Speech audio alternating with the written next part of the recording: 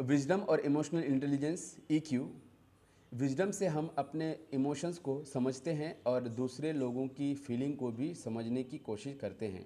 इसका सीधा connection soft skill से है, क्योंकि EQ इमोशनल इंटेलिजेंस को इम्प्रूव करने के लिए विजडम का होना ज़रूरी है।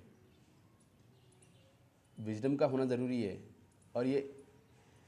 और सबसे ज़्यादा 1% 2% भी नहीं जो दी जाती है हमारे एजुकेशन सिस्टम में, पूरा इंटायर एजुकेशन सिस्टम में जो 1 या 2% भी नहीं दी जाती है, वो है विजडम।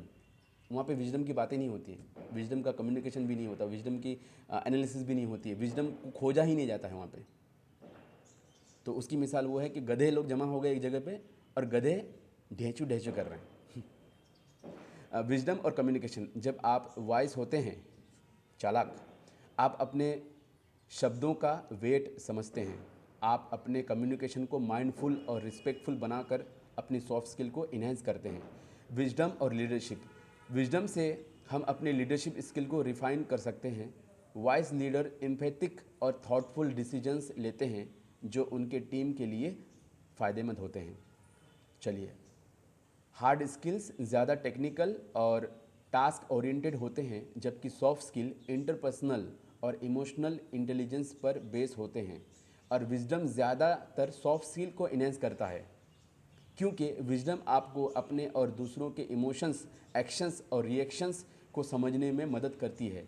हार्ड स्किल्स के लिए टेक्निकल नॉलेज ज़रूरी है, लेकिन सॉफ्ट स्किल और विजडम ज़िंदगी के हर एस्पेक्ट में यूज़फुल होते हैं। मतलब आप गधे नहीं रहते हैं अगर आपको सॉफ्ट स्किल विजडम के लाइन से मिल रहा है तो, क्योंकि ये डिसीजन मेकिंग, रिलेशनशिप बिल्डिंग और कॉन्फ्लिक्ट रेजोल्यूशन में मदद करता है। तीसरा वाला, धार्मिक किताबों का रोल इन सॉफ्ट स्किल।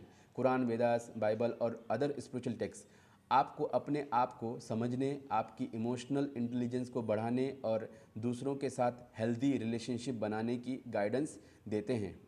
इन किताबों की टीचिंग्स का यूज़ आप अपने कम्युनिकेशन, लीडरशिप और कॉन्फ्लिक्ट रेजोल्यूशन स्किल को इम्प्रूव करने के लिए कर सकते हैं। कंक्लूजन, विजडम का कनेक्शन सॉफ्ट स्किल से ज़्यादा है ना,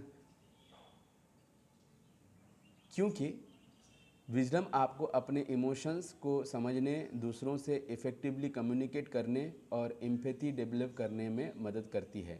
धार्मिक किताबें जैसे कुरान, वेदास और बाइबल सॉफ्ट स्किल को इन्हेंस करने में मदद करती है। ये आपको इमोशनल इंटेलिजेंस, लीडरशिप और इफ़ेक्टिव कम्युनिकेशन सिखाती है। हार्ड स्किल्स इम्पोर्टेंट है, लेकिन सॉफ्ट स्किल को डेवलप करना ज़्यादा ज़रूरी है।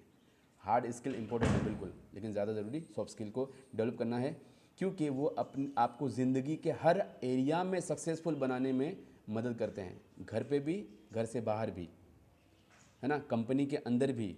ये 1000-2000 लोगों के बीच में जो हीरोगिरी करते हैं आप कंपनी में जाके, वहाँ उन लोगों के बीच में भी, और घर पे भी, माँ बाप भाई बहन सबके बीच में, वहाँ पे भी, और दोस्तों के बीच में भी, हर जगह पे आप सक्सेसफुल महसूस करते हैं, सक्सेसफुल होते हैं। सक्सेसफुल होने के चांसेस बढ़ जाते हैं अगर आप सॉफ्ट स्किल और हार्ड स्किल दोनों के साथ चलते हैं तो।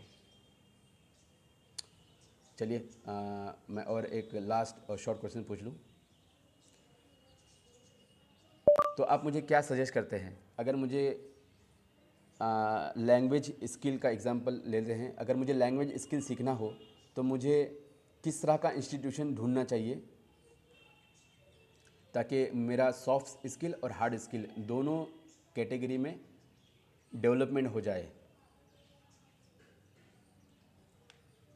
अगर आपको लैंग्वेज स्किल सीखनी है और आप चाहते हैं कि आपका सॉफ्ट स्किल और हार्ड स्किल दोनों कैटेगरी में डेवलप हो तो आपको एक ऐसे इंस्टीट्यूशन या प्रोग्राम की तलाश करनी चाहिए जो कंप्रेहेंसिव अप्रोच प्रोवाइड करें। ऐसे इंस्टीट्यूशन या प्रोग्राम का गोल ना केवल आपकी लैंग्वेज प्रोफिशिएंसी को इम्प्रूव करना है, बल्कि आपकी soft skill, communication, emotional intelligence, public speaking, leadership और hard skills, writing, grammar, technical language proficiency, translation skill, दोनों को इन्हेंस करना हो।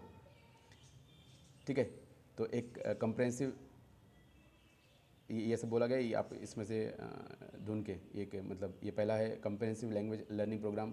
ये इस तरह का प्रोग्राम होना चाहिए जिसमें ये सब आप देखें, उसको वो जो प्रोवाइड कर रहा है उसको पीछे आके जाके देखें आप, है ना। उसके बाद institution focused on both hard and soft skill, ये सब देखें उसके अंदर जब भी आप जाते हैं सीखने के लिए। Focus on practical communication and interactive learning, ये सबसे ज़्यादा ज़रूरी है। Focus on practical communication and interactive learning, तो ये सब आप यहाँ से देख सकते हैं। Soft skill focus language program, look for holistic development program, self improvement and continuous learning, ये देखें आप। रिकमेंडेड इंस्टीट्यूशन अप्रोच है ना, ये सब रिकमेंड किया है उसने, आप यहाँ से देख सकते हैं। आप अगर मुझे 2 लाइन में बताएं कि मुझे क्या देखना चाहिए जब भी मैं कोई स्किल को सीखने के लिए जाऊं, ताकि हार्ड स्किल और सॉफ्ट स्किल दोनों मेरे अंदर डेवलप हो सकें, तो आप मुझे क्या बोलेंगे? जब आप किसी स्किल सीखने जाएं तो आपको ऐसे प्रोग्राम या इंस्टीट्यूशन को चूज़ करना चाहिए जो प्रैक्टिकल लर्निंग के साथ साथ इंटरपर्सनल डेवलपमेंट पर भी फोकस करें, जैसे कम्युनिकेशन, लीडरशिप और इमोशनल इंटेलिजेंस। आपको हैंड्स ऑन एक्सपीरियंस के साथ फीडबैक सेशन और पीयर इंटरेक्शन भी मिले, जो दोनों हार्ड और सॉफ्ट स्किल को डेवलप करने में मदद करें। देखिए, दोनों के लिए बोला जा रहा है।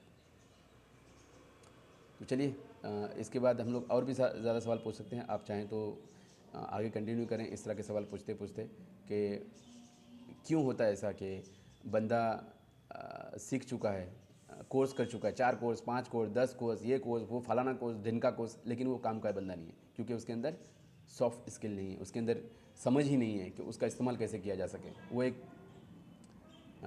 वो एक आम इंसान है, पढ़ा लिखा आम इंसान,